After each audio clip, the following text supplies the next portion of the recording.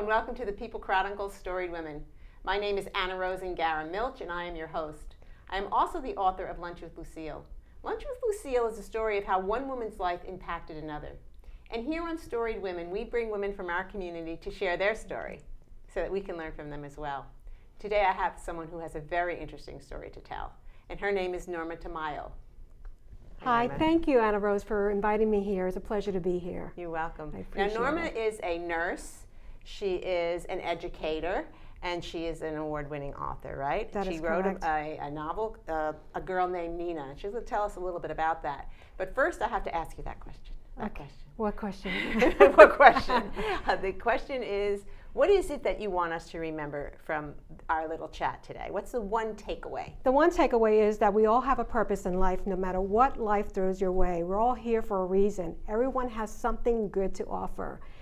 Everyone has specific qualities and specific talents, and if I can help people uncover what their talents are and their qualities are, that would be that would make my life worthwhile, to be honest. Yeah. Yeah. So how does somebody find their purpose? So let me ask you this one, if it's not too personal. How did you find your purpose?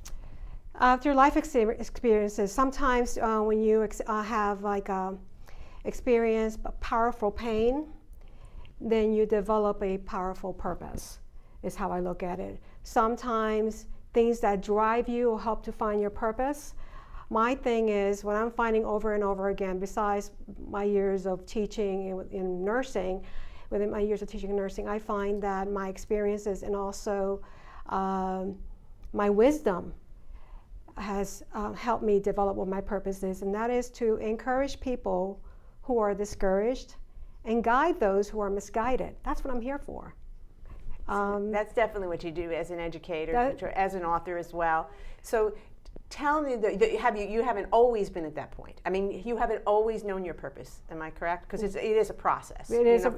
Finding our purpose is a long process, I think. Some, I guess, are lucky they find it really early, but for the most of us, we have to go through a whole series of life experiences to say, now this is what I'm supposed to be doing in life. Well, I had a lot of traumatic experiences growing up as a little girl in New York, in Brooklyn, New York, but I still managed to graduate from high school. I got to a point where at one point I wasn't going to graduate from high school. I was going to be a high school dropout.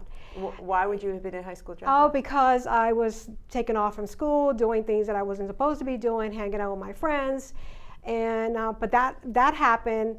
See, all of my years since I was a little girl, I wanted to become a doctor.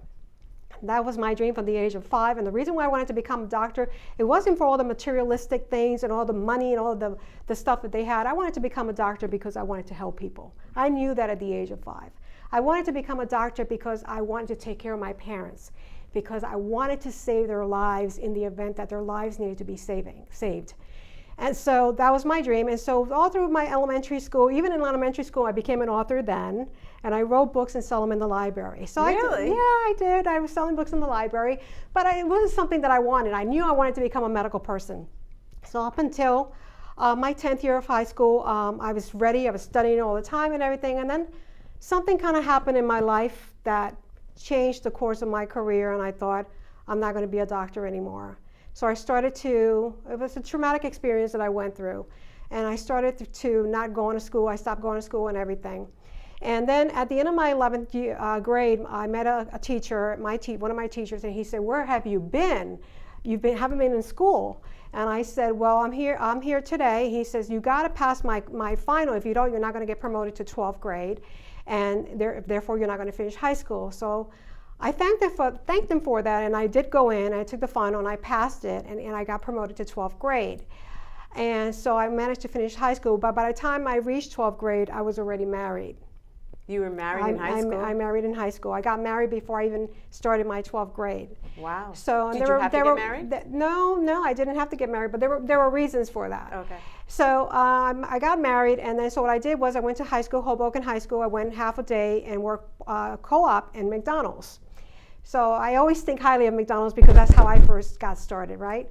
So I worked co-op at McDonald's and everything, and then I got pregnant after high school and came to Reading as a pregnant teenager on welfare. Wow. With your husband or without your husband? At first I came without my husband. And so 2 months after I delivered my son, my beautiful baby boy, I landed a job at the Reading Hospital as a nursing assistant. And it was at the Reading Hospital, I working as a nursing assistant, where I was inspired by the nurses that I work with. I have this very good role model. Her name is Kim Molesky. And she was my role model. She was the perfect nurse. She had great leadership skills. She was kind. She was tough, but she was kind and she was respectful and everything. And she would talk about all the things that she had, all the convertibles and the nice houses and everything. And I never felt envy towards her or jealousy. I always felt like, I want what you have, you know? So that kind of motivated me to continue my education and go to school and become a registered nurse. Reading Hospital paid for most of my education because they had tuition reimbursement, so I took advantage of that and I became a registered nurse. So after I became a registered nurse, I started working at the hospital. I worked in the delivery room, emergency room, intensive care unit, operating room, and then I landed a job as a nurse manager. After that, I worked as a nurse manager. I left the hospital to take a teaching position, a teaching job at Reading-Muhlenberg. So I worked at Reading Hospital for 20 years, and now I've been teaching for another 20 years, okay? And I never in my life did I think I was going to become a teacher, nor did I thought I was going to become an author, okay? So I started teaching and I fell in love with my students. I always knew when I was working in the hospital that maybe someday I'll work in a school as a school nurse, but I never in a million years thought I would become a teacher.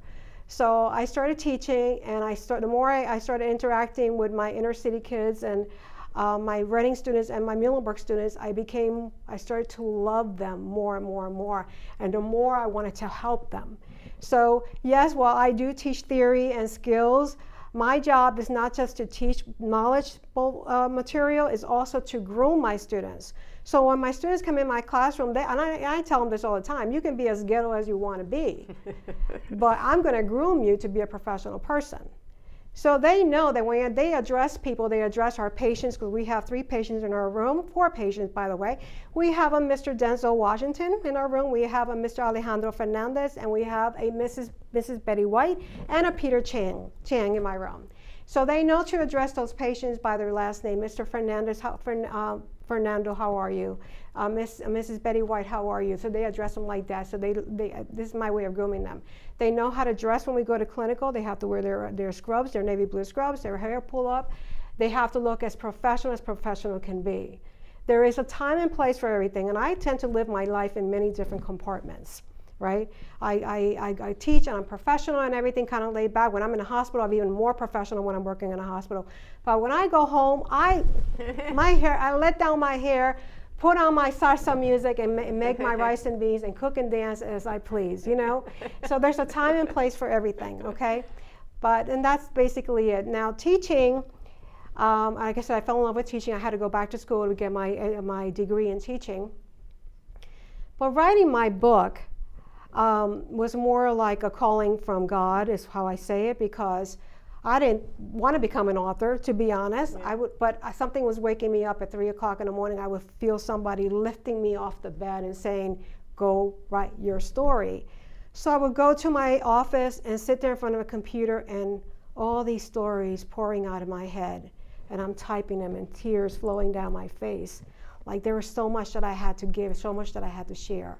So that's how I put Nina together. All the memories and everything growing up with my father, growing up with my mother, and the streets in New York City and Brooklyn, that's what I had to do, put everything together there. Yeah. So it sounds to me like that when you found your purpose, it's almost as if you found that's like the starting point of life. That's correct. Yeah, so I think that's really important to know that's something we need to seek.